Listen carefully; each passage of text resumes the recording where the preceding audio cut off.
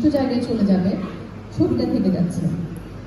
পরের ধাপে আরো দুটো জিনিস থাকছে, তার থেকে একটা সরিয়ে ফেলছি, সে সরাসরি জিনিসটা ওই জায়গা মতো রাখতে শিখে যাচ্ছে। এরপরের ধাপে তিনটাই ছবি থাকছে, নির্দিষ্ট জায়গায় জিনিস থাকবে, সেই নির্দিষ্ট জায়গা থেকে জিনিস ব্যবহার করে নির্দিষ্ট জায়গায় রেখে দিচ্ছে, ফলে তার কাছে ছবিটা দেখে কাজ করাটা ওই ধাপে চলে আসবে।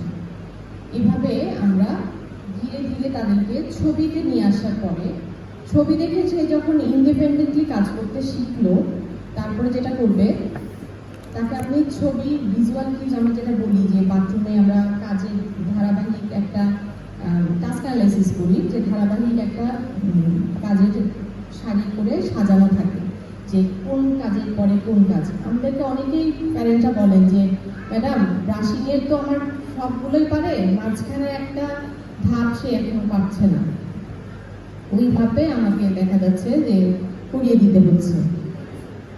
এই জায়গা থেকে আপনি কিভাবে ওকে ইন্ডিপেন্ডেন্ট করবেন?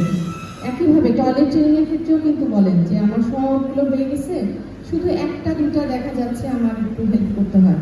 তো এই বিষয়টা যে করতে গেলে আপনাকে ভিজুয়াল কিউজে নিয়ে আসতে হবে।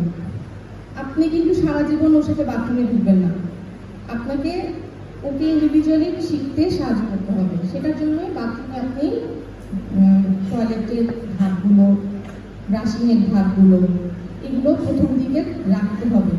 রাখতে যেতে হবে, যেই পার্টটাও পারছে না আপনি কিন্তু মুখে বললেও তখন হচ্ছে যে দেখো এরপরে কোন ধাপ, তুমি দেখো, ওই ধাপটা আপনি তখন মৌখিকভাবে করাবেন।